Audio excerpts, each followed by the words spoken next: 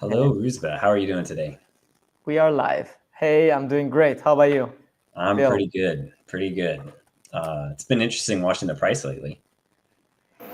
It has. It has. We're almost at 100K again, and it's quite bullish. And the news are getting more and more bullish. I'm pretty bullish. I'm always bullish on Bitcoin, but especially when we reach the 100,000 mark, it's a very psychological important price action or price Yeah, level.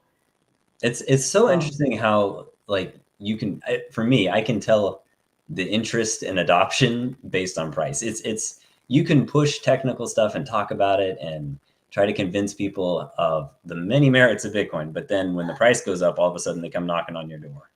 You know, absolutely, um, absolutely, I you completely kind of make agree.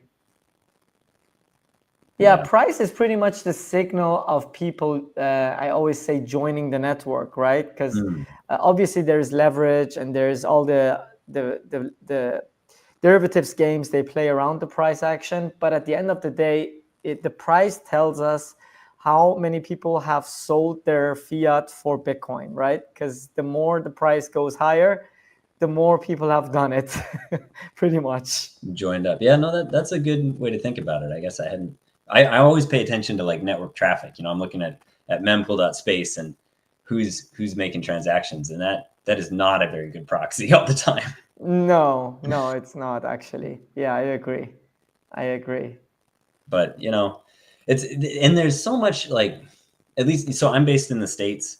There is so much uncertainty right now about like what the next 6 months are going to look like. I feel like I get a different read from everyone I talk to. Yeah, yeah. I just cross-checked on Twitter if we are live, and sorry guys, this is my first time to do this with Bill, so I just want to make sure we're online and we're live, and yes, we are. Just wanted to double check that, and we are good. Awesome. And Yeah. on time, even earlier than on time. Well, that's the way to be, right? Yes. We'll give people a few minutes to get into the space, and then we'll get kicking it off. I'm excited for some of your answers here. I actually had a conversation yesterday with a good friend who's here, based in Texas, and it was interesting. He has been a long time hardcore ETF, not going to hold his own keys. He even before the ETFs, he had his Bitcoin on an exchange, and he yesterday for the first time was kind of like, I really think I should probably start moving some of it off. So it was the first time this person has ever gone that way for me. I was really kind of shocked, honestly, because I've been preaching at him like, there's some benefits to doing it one way or the other. So I have some questions about how you would talk to that person, what kind of advice you might give them along those lines. Yeah, I mean, the thing is, one thing is convenience, and the other is actually understanding the asset class and knowing what you're actually holding, right? Hmm. Because holding an ETF, it does not equal ownership necessarily, right? And the complete, like, the entire ethos of Bitcoin is owning it, and it actually is the only asset worldwide, historically, in my opinion, that actually gives you the option of true ownership. Nothing else we have had in history gave this option of truly owning something. It has always been something that you could own on permission of others, right? Even if you hold land, even if you hold properties in wherever country you are holding that property on permission of the government, protecting you, and not letting foreigners invade the country and take it away from you, right? So, uh, quite literally, nothing has been as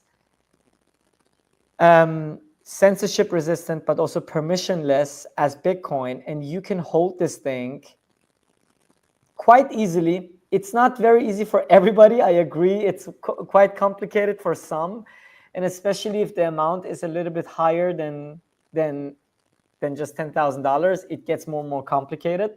But thankfully, there is now ways how you can actually combat that complexity and own your Bitcoin instead of holding an IOU, as we call them, the ETF, Yeah. right? Or a proxy like MSTR. Yeah, one of those. Yeah. And, you know, it doesn't have to be black and white, Bill. You know, I don't think that we should preach everybody to only hold self-custody Bitcoin. It's fine if you want to have some exposure to a stock, for example, MSTR, if you want some upside because you believe in their mission, whatever. But having only proxies in Bitcoin, in my opinion, you haven't understood the asset yet, if you do. That's a good point. Well, I may just kind of introduce what we're going to talk about today, and then we can dive into that a little deeper. So the plan for today is to talk to Ruzbeh here at 21st Capital. They are an excellent partner with Liana Wallet, who I'm representing. We're going to talk about what it's like to move into self-custody of Bitcoin for the first time, and kind of what some of the pain points are that people often experience. What are some of the best practices that you can use and do to make the process of holding Bitcoin safe and easy and secure, and maybe who are some partners who might be able to help you along that journey. If you have questions, it's going to be best to put them in the chat, and we'll try to get to them when we have time. We're going to maybe start with Ruzbeh's kind of advice first, and then we'll get to the questions from the audience. So that being said, Ruzbeh, I think what I would like to start with is, you know, if we are talking as a Bitcoiner to somebody and they've never held their keys before, they maybe have Bitcoin, they're interested in Bitcoin, maybe they haven't bought anything yet. How do you introduce the product or the asset as something that they can actually own, as you were talking about, they can actually take ownership of, and how would you do it in a way that doesn't scare them? Because I think it's intimidating to a lot of people. It is indeed. Yeah, absolutely. Well, the thing is, Bill, I actually frame my orange pill depending on the person I'm talking to, right? So if, for example, let me give you an example. If I'm talking to a dentist, then my pitch is different than if I talk to an engineer, right? So an engineer, like for example, Michael Saylor is an engineer. He explains Bitcoin in a very engineering way, right? He explains Bitcoin very much like an engineer would understand or want to understand. But you might want to frame things differently depending on the person you're talking to. But at the end of the day, the overall truth of Bitcoin is that it is a bare asset, which essentially means an asset without any counterparty, right? There is no counterparty that issues it. It's a bare asset like gold, like cash, right? That you can hold in your hand, right? But it is digital. And that makes it very challenging to even understand because there's never been any asset in history that had these type of attributes of being a bare asset and not being physical, right? So this is the challenge that you need to overcome to explain it to the individual or to the company or whoever you're talking to. And there's different ways to explain it. But my most usual approach is to say, hey, if you want to have your money stored in something that you can liquidate at any moment without seeing a face, right? If you want to travel the world and take your real estate on your backpack, if you want to buy something that no government can print, Bitcoin is the answer, right? Because it is essentially real estate in cyberspace, but it is not really real estate. It is way better than real estate. It is gold because it's mined, and it is a bare asset like gold, but it's not gold, right? It's way better than gold because you can hold $1 billion worth of Bitcoin on a hardware wallet like this and travel the world with it, right? You cannot do that with gold. You cannot do that with real estate. You cannot do that with cash. You cannot do that with anything else, right? Yeah. And you cannot, and again, you cannot do that with an ETF. You cannot do that with an IOU. You can't. You can only do it if you buy the Bitcoin or earn the Bitcoin or mine the Bitcoin, and you hold it on a private key. That's the only way to do that. That's a really cool point, that like you lose some of that flexibility and the sovereignty of Bitcoin when you own an ETF share, because it's always owned through a broker, right? You cannot own it directly. You always have to have that through a broker's account. And if you change jurisdictions, you now have the challenge of changing your broker, because you may not be able to access your broker in a different jurisdiction. Exactly. And you cannot move the asset as easily as you could. I mean, I don't even need to move the asset if I have it on a hardware wallet like this. I just take the wallet with me, right? We recently made a move from Europe to Dubai, I told you.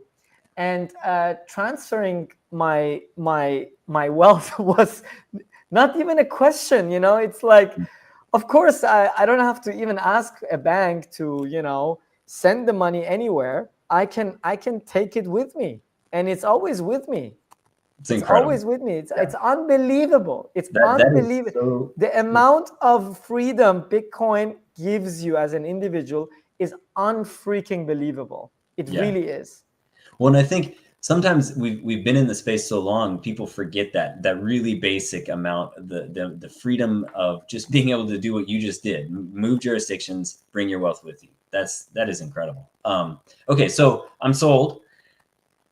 How do I, if I've never held keys before, do you have some recommendations about how I would go from nothing? Like, I don't know how to sign a transaction. I don't know what a mempool is.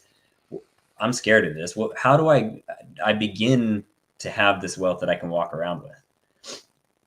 Yeah, so the first thing I would do is to educate myself if I was a newbie, right? And the way you can educate yourself is obviously watching a stream like we're doing right now, watching a YouTube that teaches you everything. But the problem, Bill, that we have in the space is that there is a lot of scammers. There's a lot of misinformation out there. It's very easy to fall for scams, unfortunately. So you need to find the right source. And as soon as you have the right source, you need to sit down and study the topic of self-custody. What is a private key? What is a public key?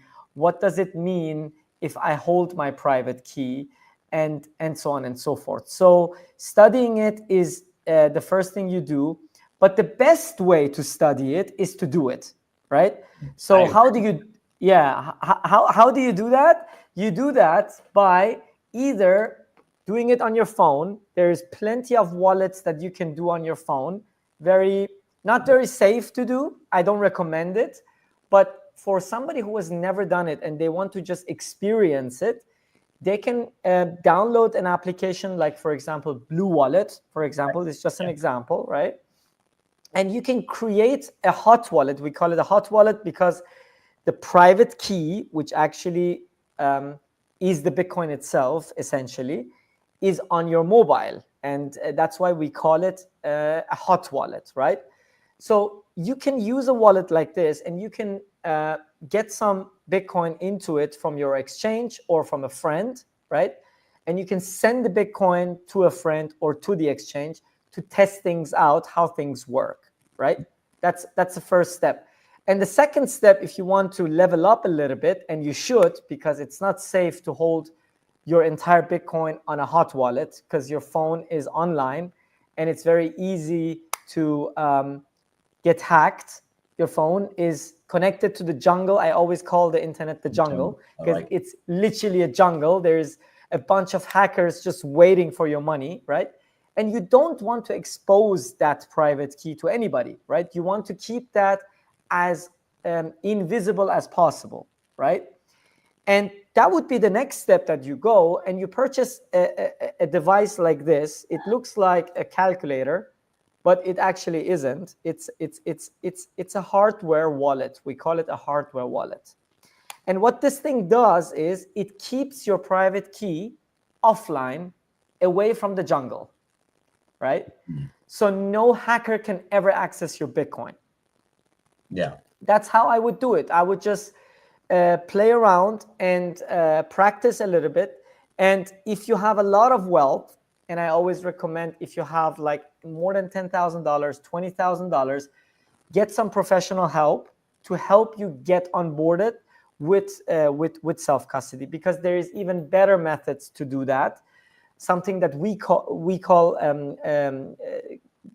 onboarding for multisig, right? So the layered multisig is something that we do, but we can get into that maybe later in the call. Yeah. Your advice to like start with just a mobile wallet and a small amount, I think that's actually really good. You do learn by doing. That's when I started getting into Bitcoin. I know that I just got a small amount. I had no idea what I was doing, but I gained so much confidence by sending it just to myself. Like, create a transaction, send it off the exchange to your wallet, like that. Okay, wow, that worked. Wait a minute, why isn't it in my wallet immediately? I just see like an unconfirmed. What is that? Like, the first few transactions you make give you so much confidence, and it's not hard. It really isn't. So great. I agree with you 100%. Small amount, try a phone wallet. Blue Wallet's excellent. It really doesn't matter that much if it's a small amount, like $10 or something. You're just trying to learn. That is really key. And familiarity makes, like, all the terms. Yes, it's good to study them and learn about public keys and mempools and whatever, but there's nothing that's going to make you feel as comfortable as just sending a few transactions back and forth to you. Or maybe you can get a friend who wants to try and learn about Bitcoin at the same time and send it to them. They send it to you. It's really worth experimenting with. Okay. And I want to emphasize that, I mean, before we continue, Bill, I just want to emphasize that, because the timing of this topic is also very crucial. If you look around, it's actually pretty sad that a lot of people are investing in Bitcoin proxies rather than Bitcoin itself. And most people who do that with their entire stack haven't been around for long enough, right? If you've been around long enough, you know how dangerous it is to trust intermediaries and to trust, and I call them all in one basket. I don't care if it's a BlackRock or anybody. If you are trusting an intermediary, you do not hold the Bitcoin, period. If it's a Coinbase, it doesn't matter. If it's, we had names that we never thought would ever go bust, right?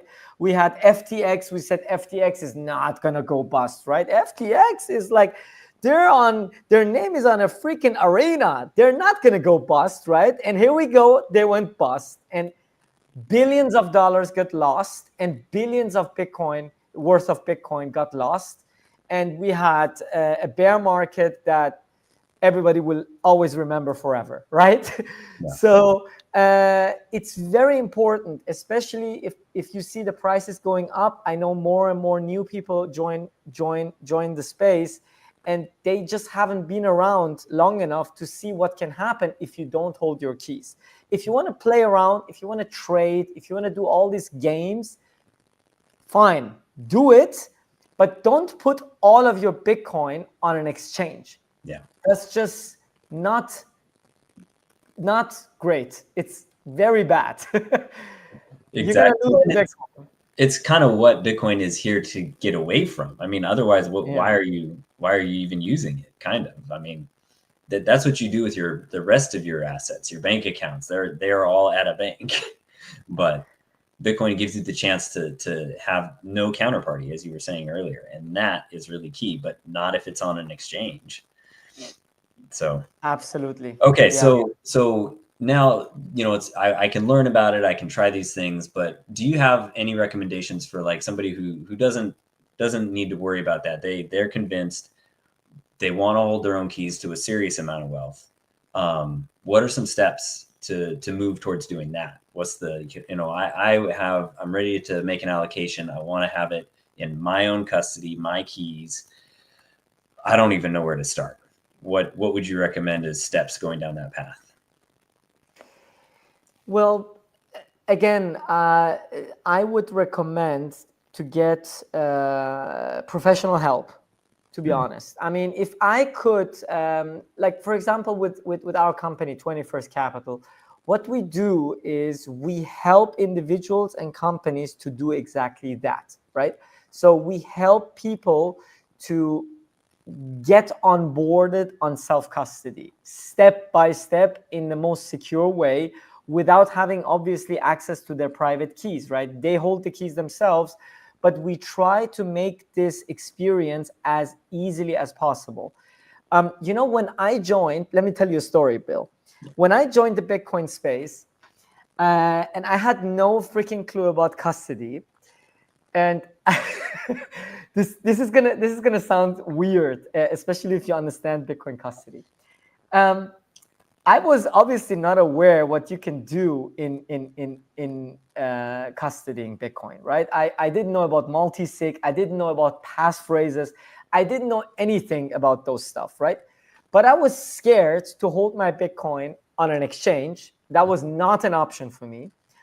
I was also scared to hold everything on a hot wallet, which was on my phone. That was not an option for me either. But I was also scared to hold everything on a single hardware wallet. Right?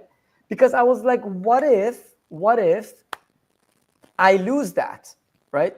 Or what if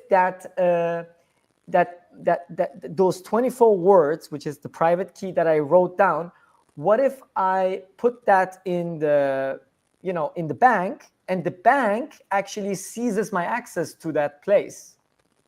Right?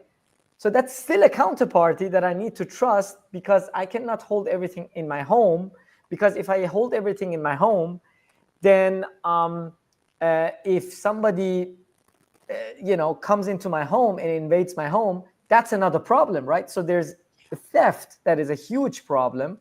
Then there is loss, which is a huge problem. So there's lots of problems. And multisig is super complicated. Like for a newbie, if you tell him multisig, he's gonna say multi what? What's multisig? I don't understand, right? So what I did to finish my story, I purchased 8 ledgers. Wow. Yeah, I had no clue. So I purchased 8 ledgers. I created for each ledger a separate private key, because I was so scared that everything is on one device. I created 8 private keys, and I put a little bit of Bitcoin on each, and I tried to diversify. Yeah. Wow. Little did I know that I'm actually making things worse, right? Yeah, no kidding. Try to keep track of so many private keys. Oh. And you still have a situation where if you lose one of them, you lose that portion. Yeah, exactly. Like you didn't build in any redundancy. It doesn't solve the problem. No. It doesn't solve the problem, right? So single sig is great. Like single sig means having one private key that is accessing your entire Bitcoin is great, but it has some risks. Like theft is one risk. Second risk is loss, right? If you lose it. Like we had recently this guy who came on our podcast as well. Did you see his story? He had his private key in his drawer somewhere, and he had his ledger, and he didn't. Most people, by the way, a lot of people do self-custody. They put it on a hardware wallet and they forget about it. They're like, I'm done, right? I've put it on a hardware wallet. I'm good. I'm not going to touch it anymore, right? And then after 2 years, they come back to the hardware wallet and they forgot what they did. Yeah. Right? They did. They forget what they did. So they didn't touch this wallet for such a long time, because most people hodl Bitcoin. They don't spend it every day, right? They just hold it for years. And then after 2 years, he opened the wallet, and guess what? He forgot the PIN. Right? He forgot the PIN, and he didn't remember the PIN, but he was like, I have the backup, right? So it's fine. Let me try the PIN number that I remember, right? He put the PIN, and it was wrong. And unlike the cold card, on the ledger, you have only 3 attempts. If you put the PIN 3 times wrong, it's over. It's going to delete it's going to wipe your private key, and you have to restore it from the private key that you wrote down when you created the wallet, right? Okay. he did his second try. It was wrong again, and then he did a third try, and it was over. Oof. And he tried to find his private key, and it wasn't there. Oh, he couldn't. Oh, that's horrible. Yeah, so he lost. I believe he told us, actually, it's on our podcast. You can go back and listen to it. He lost 0.25, or no, he lost half a Bitcoin, I believe. Oh, Half a Bitcoin. horrible. I mean, Right?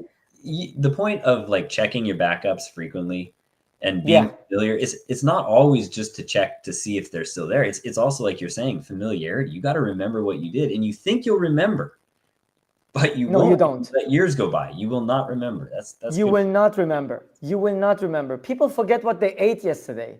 Yeah. You Well, know? it's important, right? So you think you're going to remember. Yeah, exactly. I'm very confident I Yeah. can remember it. Okay, let's talk again in 3 years if you remember. Oof. Like, you don't. You know? Yeah. So to answer the question, it is very difficult to answer because it actually depends on the person. If you are a geek, if you're a geek, there is plenty of material out there. You can go on our YouTube, you can go on BTC sessions, you can go to many YouTubers. They're doing a fantastic job to explain self-custody. But you have to be somehow a little bit of a geek, to figure things out.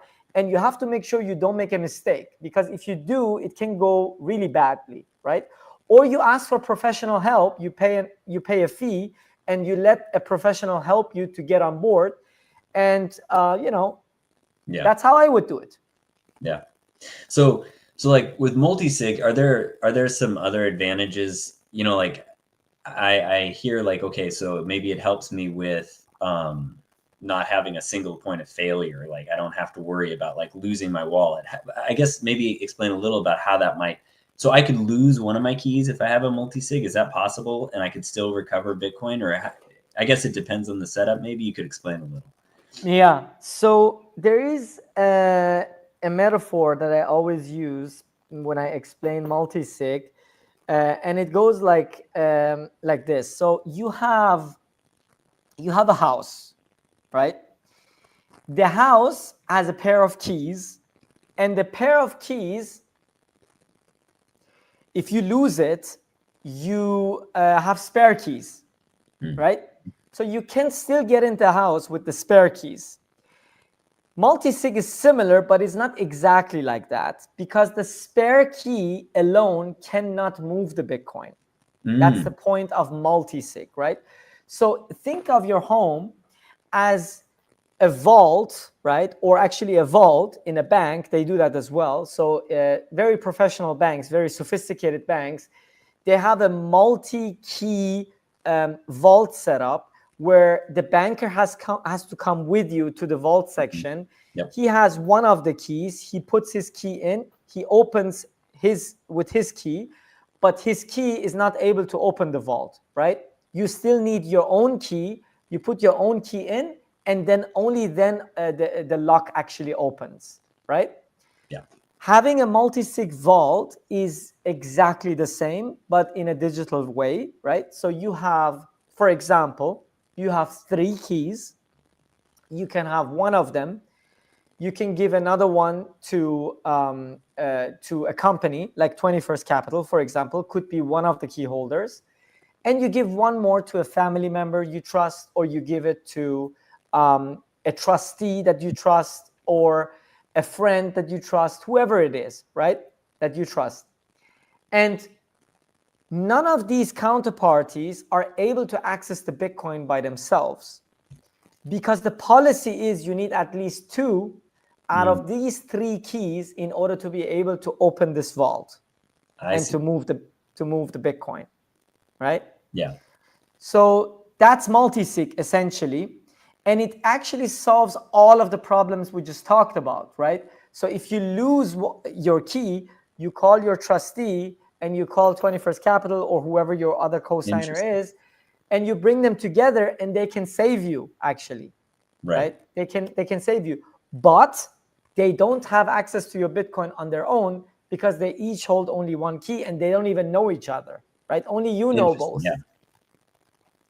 I see that as a nice advantage. I mean, I think especially if you're worried about, being able to maintain that copy yourself, and if you're worried that maybe you're going to lose it, you're going to do something wrong, having somebody else who is also carrying a copy, that is a big advantage. I can see that. For sure. Yeah, for sure. Yeah. So in that kind of setup, is it, do you know if it's terribly complicated to go, like, would the companies have a hardware wallet themselves that they're using? Like, how you want to be, as a person who's doing this, I would feel like I'd want to be able to trust that, my trustee, they would need to know Bitcoin a little bit, right? If I'm relying on somebody, I can't just use anybody. Yes. So that depends, right? So there is, we have a lot of clients, Bill, who approach us, and the first question I would ask them is, or I always ask them is, do you have other family members who are into Bitcoin? Right? Okay. Right. So if they do, then things get much, much easier, because if they have a son or if they have a brother who is also into Bitcoin and he happens to have a cold card or a ledger as well, then it's easy because we can combine the keys together and build a vault together, and there's no more risk anymore of failure, basically, right? But let's assume that you don't know anybody, right? You don't know anybody and you have nobody. Most cases are like this, because the guy just learned about Bitcoin. He's so excited. He's all into FOMO and he wants to go all in. And he's like, guys, I want to buy Bitcoin. How do I do that, right? Yeah. So in that scenario, we say, okay, if you don't have anybody, no problem. We're going to do it this way. Purchase, for example, 2 hardware wallets, right? Instead of 1, you purchase 2 hardware wallets.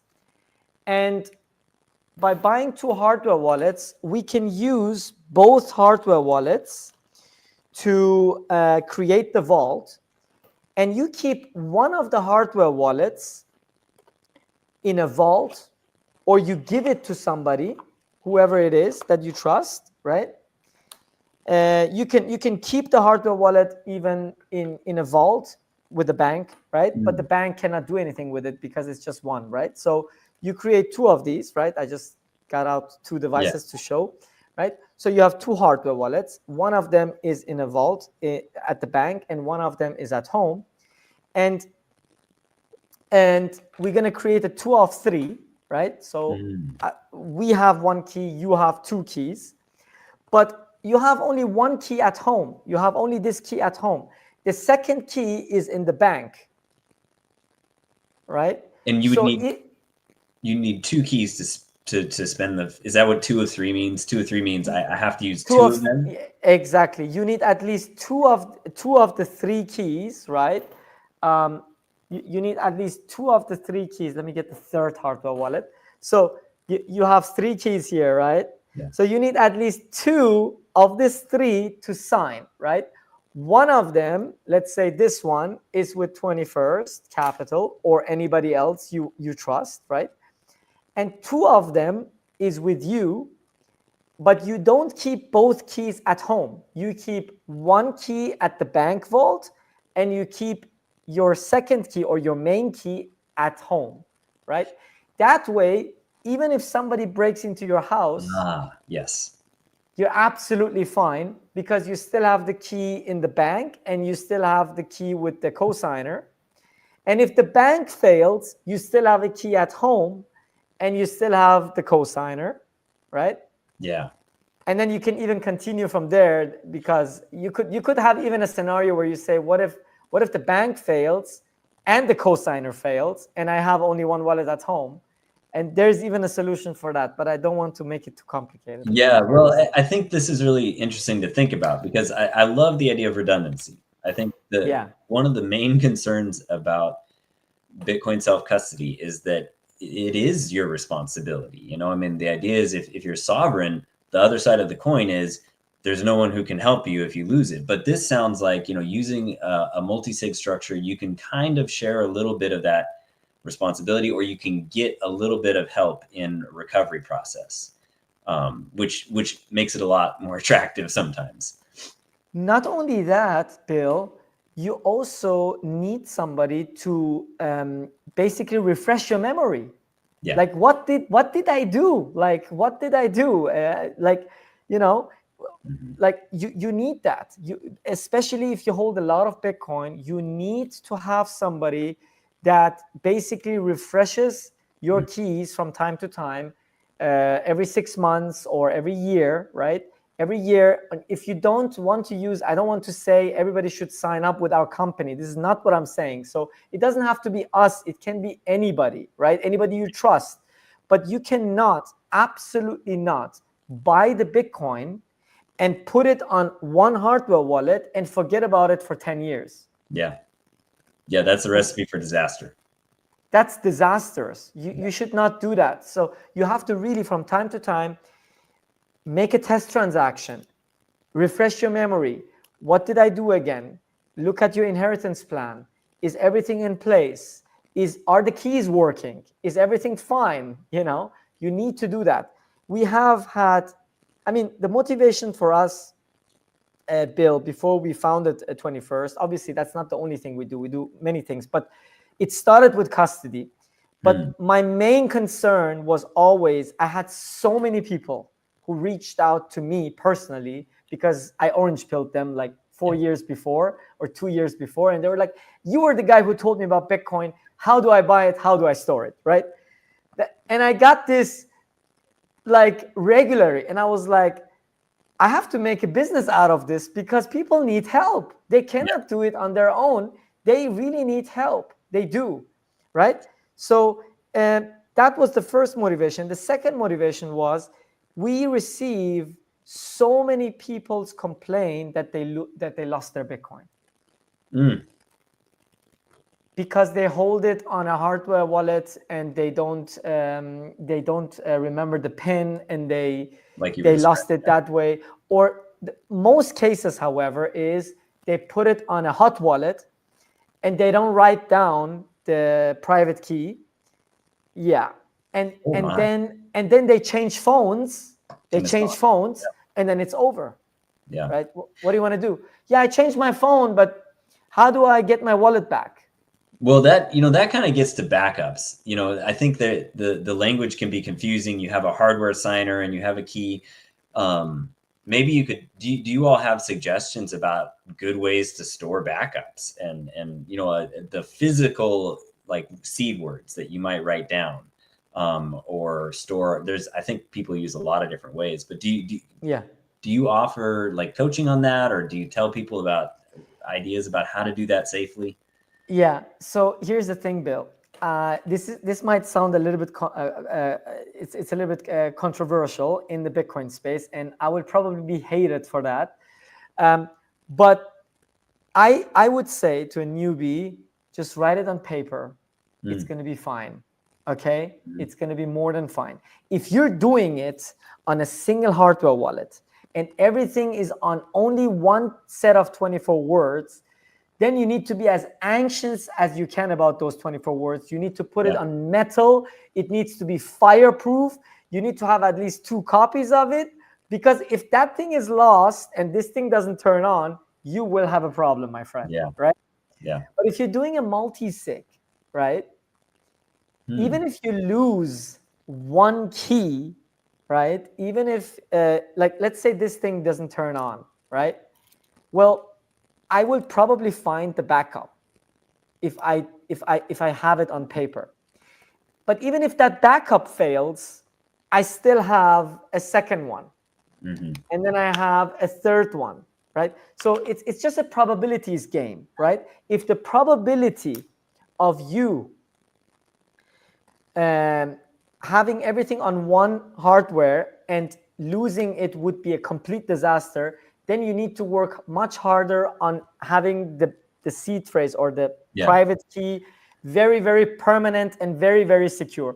But if you're doing already the work to do multi-sig, you don't have to exaggerate. You could, but in my opinion, I would not bother the user to tell him, hey, you have to buy a seed plate and hammer it on it. It sounds so exaggerated for some people, especially if they're new. They're like, why do I have to do that? Like, I don't want to do that. Well, Right? your point is really good. It's thinking holistically about your whole setup rather than Yeah. just following the things that people say. Oh, put your seed in steel. Well, okay, yes, but what is your whole setup? Thinking about your security, not just from the perspective of like each step alone, but the whole thing together. And that kind of sounds like what you're advocating for. That makes a lot of sense to me. Yeah, absolutely. Yeah. Well, so do you find that clients who are hodling Bitcoin, who are kind of using this kind of setup, do they spend Bitcoin? Does that become like a hassle, or is it it's not so much a concern because they're treating it as an investment asset and they're saving it, and so when you do spend, trying to gather two different keys together isn't a big deal. Yeah, that's a great question. So everything comes with its trade-off, right? If you have a system where you have more than one key involved, then spending the Bitcoin becomes a little bit more complicated, but that's the purpose, right? We want to make it complicated because that's the feature of it, because it's more secure, right? Because you don't want the thief to be able to come to you and to easily get you to send the Bitcoin to him, right? You're making it complicated by design because you don't want to be able to give him the money when he's asking you to, right? Yeah. But the trade-off of that is that you're also not able to send or spend the Bitcoin as easily as you could if you have it, for example, on a hot wallet on the phone. Yeah. Right?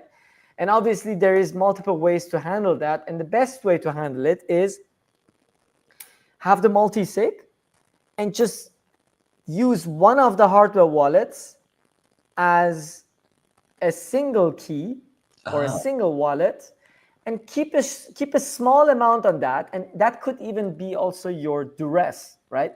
So if somebody breaks into your house and they see the hardware, you can plug it in and show him and say, hey, this is my balance, this is my money, I can send it to you, and he's hopefully happy, and he doesn't bother to ask you if you have hopefully more than that, right?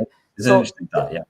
So it's actually solving both problems. Problem number one is, in a duress situation, you can use the hardware wallet that you also use for your multi-sig to create a separate wallet, a decoy wallet, we call it, which is a single signer, and you can sign it with only one device, and you keep a fraction of your Bitcoin on that for your daily spending, for whatever you do. You do trading, you do whatever you're doing. You have this device and you can always send it and spend it. But if you want your main stash, which is your long-term stash, that's going to be on your multi-sig, right? Because you don't want to touch that for years to come. That's essentially the idea. So I guess maybe to head towards kind of one of the last things I was curious about, like if I did this and I had a setup and I'm the person in my family who's into Bitcoin, what happens if I am gone, if I'm incapacitated, if I have a heart attack and I'm out of here? Is my family able to like figure this out? Do you have, like, I guess 21st could be somebody who helps them do that. Are there ways to make it easier for family to recover or not? Yeah, great question. So there's multiple ways to tackle this problem, right? Traditionally, it has always been difficult to do that with multisig because multisig is very complicated. And if for example, try to explain your wife or husband, it doesn't matter, somebody who doesn't understand Bitcoin, what they should do in case you pass away if you've done a multisig. Oh my gosh. Yeah, I have 3 keys and 2 of them are there. One of them is there. You need to go there to get that key. You need to go there to get that key. So traditionally, this has been a huge question mark in the Bitcoin space. How can I plan my inheritance while having a very secure trustless, self-custodied setup. Yeah. Right? Yeah. Very difficult. And there's a lot of services that offer you or offer inheritance protocols, but they are more relying on the counterparty, right? Because the counterparty is basically the one who is part of everything and who's holding the files and everything. So what we have tried to do at 21st to cut to the chase is we've tried to basically make this inheritance protocol that you just asked about as simple as possible, but at the same time as trustless as possible. Okay, so the way you can achieve that is with the genius of layered multisig, right? And that gets a little bit complicated, but it can be actually explained in a very simple way. So think of it this way. We just use the example of a 3 multisig. I mean, we have 3 keys, right? We have 3 keys, a 2 of 3 multisig as your base setup, right? You need 2 keys out of 3 keys to be able to spend the Bitcoin, okay? Now you say, I want to have an inheritance protocol. And in that inheritance protocol, I want to have my wife to be able to access the Bitcoin, but I don't want her to chase 2 hardware wallets to be able to do that, right? I want her to be able to access my money easily in case I pass away. But while I'm still around and while I'm still breathing and while I'm still alive, I don't want that to happen because that's too risky. You know, I don't want that to be easy, right?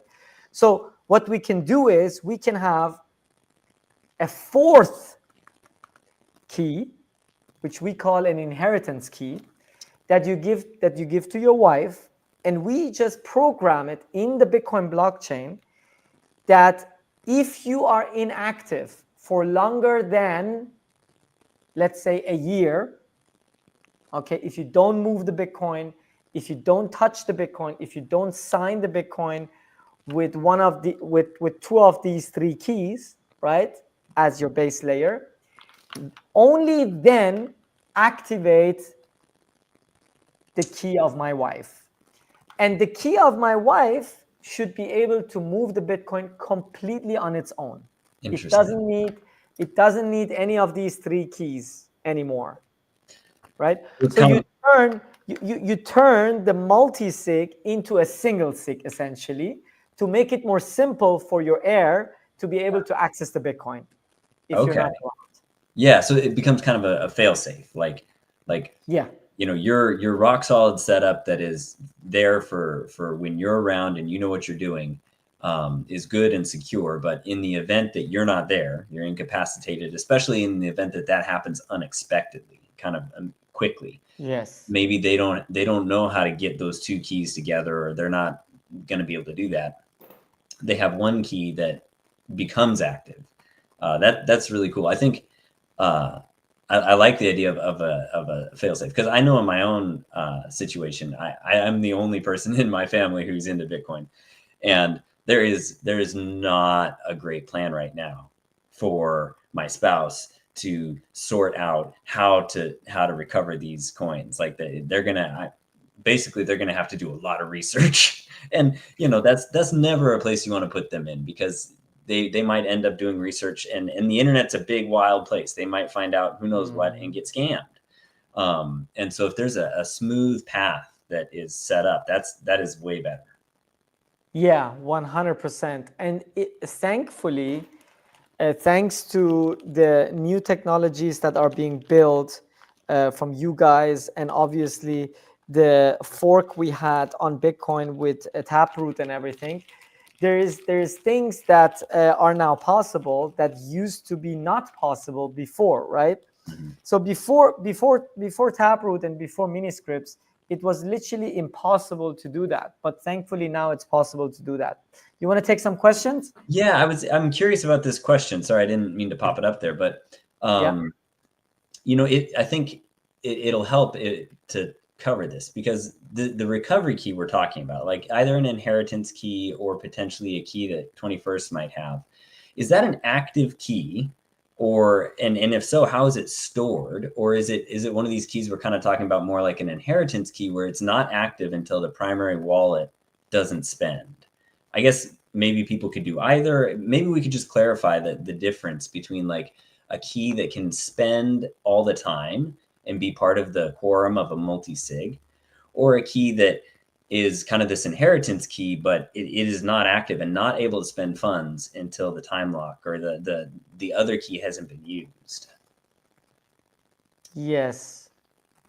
Okay, so the question is whether it's active or not, right? That's the question. Well, I guess ultimately. there's probably two questions here. Let's try that again. So the first question is, if I do a setup with 21st where you all have one of the keys, what kind of key is that? Is it just one of the active keys of the multi-sig quorum?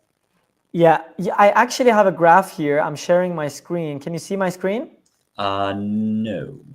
Oh, 1 second. I have to add it. Yes, there it is. Okay. Can you see it? Perfect. Yes. Yeah.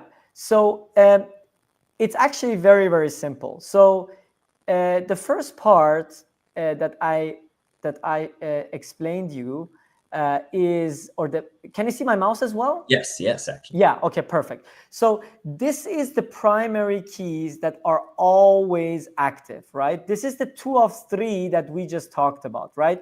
You hold 2 keys and the third key is, for example, with 21st Capital, right? And then you have your wife, after some time, her key gets activated. That's the inheritance key, right? And then you have a rescue key, which basically will be activated at the very, very, very end, okay? And hopefully never, right? Yeah. Because the rescue key is essentially only needed if everything else fails. If this fails, if your wife also fails, if everything fails, then this rescue key is able to basically rescue you. That's why it's called rescue key.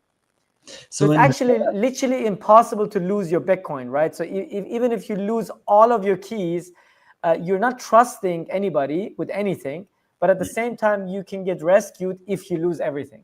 I think that's a cool distinction. So like if I was to follow this kind of setup, and I had 21st had my rescue key, and maybe they have one of my primary keys, but not both. If they only have one of the primary keys, you cannot move my funds. So I'm not trusting you with that. I'm trusting you with this one key. I'm trusting you to help me send my funds if I lose one of my other active keys. Yes. But I'm not trusting you with control of my funds. Then say I lose 2 of my multi-sig keys, my primary keys that I've been using. I can't find them. The backups are ruined. Maybe These the device two died. Yeah, I lose 2 of those. Now, the funds don't move for a certain amount of time, and then the inheritance key could become active. Yes. And if my spouse and I have access to that, that could be a key. Does that key work by itself? Yes, completely on its own. That key could then send the funds to a new wallet, and I could get new hardware signers, and we could make it work. Exactly. And then if that fails, then there's the potential. I could have you all at 21st have a rescue key, which is not active. It cannot send any funds until a certain time length after all the other keys have not been used. Is that kind of how? Yes, and it's blind as well. It doesn't see your Bitcoin. It's only because the thing is, the vault itself is like we call it a descriptor. I don't want to get too technical about this, but it's like we hold the key, but the key is to an address of a house of a property that we don't know the address to. Okay, it's like that. So we will help obviously with the setup, and we provide the keys, but we need the house. We need to know where the house is in order to open the door for you, right? And if that happens, if you need the rescue, you need to come online and open your computer and show us your vault, and then we come and open the door for you. This is how you have to think of it. But we cannot, even if this key gets activated, let's say this key gets activated after 1.5 years, you didn't touch any of your coins, nothing was moved, we don't know your vault. It's on your computer, it's not on our computer. Yeah, right? so you don't know where the lock is. Exactly. We don't know where the lock is. We have a key. It's like having a key that you found on the streets, but you don't know which door it will open. Interesting. Right? So there's also another layer of trustlessness there. So because I get sometimes the question, like, what if I lose all, no, what if I don't lose all of the keys and I just forget to refresh? Right. Yeah, that I see that situation. So I think that makes sense to me. Like if even in the case where one of those rescue keys becomes active, because we didn't do anything to change the time lock, it still isn't a situation where I'm trusting 21st with control of my funds. Yes. Okay. Yeah. Yes. I think we got another question, Bill. Is that another question we got? Do we want to go through it or no? The same topic. I think it's, and hopefully we kind of clarified it. I'd be curious for them to ask if because they're I think there is a question about where we store the keys. Yeah. So we are a Swiss based company, Swiss UAE based company. We store our keys in cold storage, obviously, in Switzerland. And the rescue key, especially the cosigner, is stored slightly differently than the rescue key. The cosigner key, because it's a cosigner and it might be needed from time to time, and it's actually useless without the user, right? It's harmless.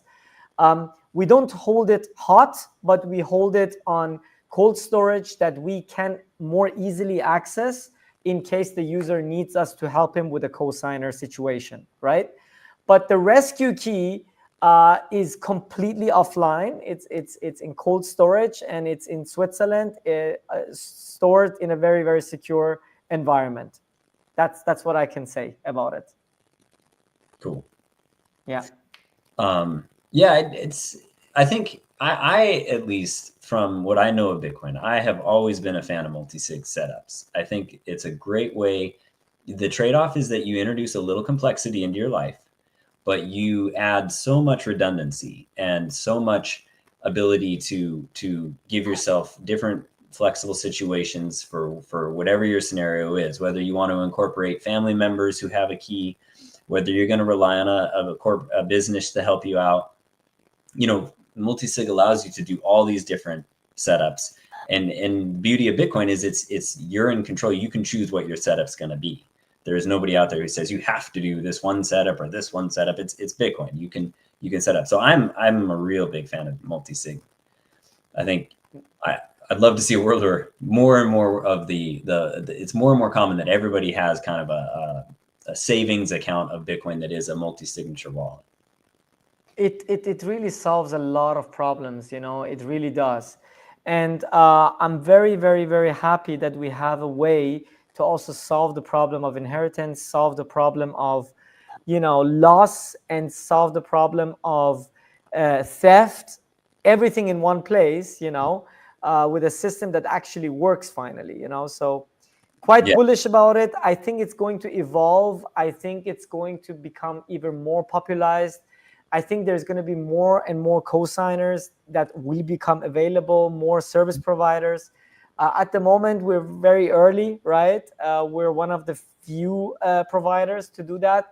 But again, I want to emphasize on that as well. So even if you don't use a provider, you could do this completely on your own, right? You could do this on your own, but it's risky because if you mess up, then it's going to cause an issue and it's possible that you lose your Bitcoin. So it's probably better to ask for help, to learn about it first, and maybe do it later on your own.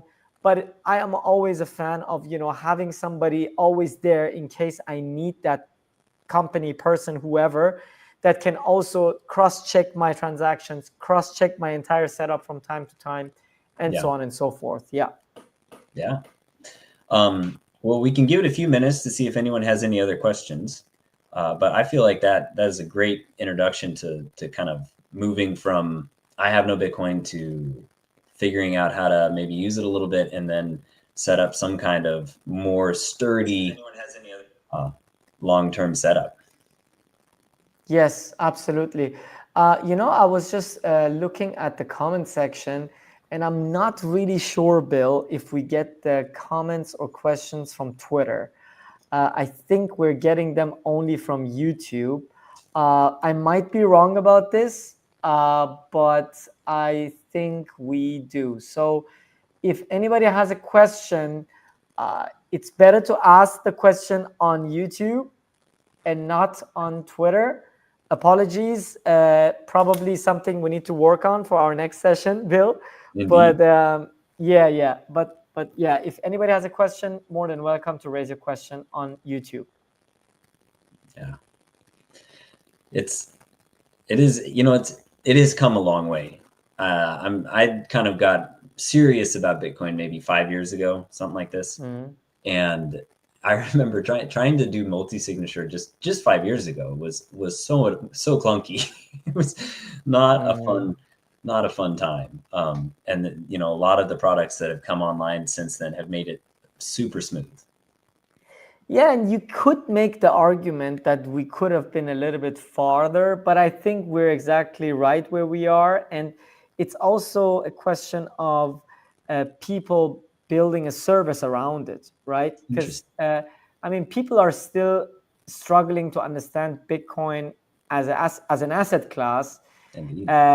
And you have to be already very deep down the rabbit hole to even go the path of self-custody. Yes. Yes. So yeah, that's the thing I'd love to see some change on, because I think that's true. Right now, self-custody is surprisingly far down the rabbit hole. It is, but we do get sometimes people who reach out to us, Bill, who are no coiners, and they want to go straight to multisig. I've had that twice already. Wow. Yeah, they want to go straight, and because it's also an educational thing to do. I'm like, if you do this, you don't have to put real money on it, right? It's like you're gonna learn so much in the process of building a vault like this, and you're gonna learn. I always say, if you want to learn, if you are German, speaking English for you is very, very easy, because English is baby German. It's the easy way to speak German. Because it's more difficult, but it's similar to English, right? I would say the same goes for doing custody. If you learn multi-sig, single sig is going to be like very easy for you. It's going to be super, super simple and super easy for you. And soft wallets or hot wallets on the phone will make also complete sense after that, after you learn that. Yeah. No, that's. But it's more difficult to learn. It is. But tools have come a long way. They really have, and then support is incredible. So I do see that. Well, I don't know that we're going to have any other questions. I'm content to leave it there. If you are, I think it's a good introduction.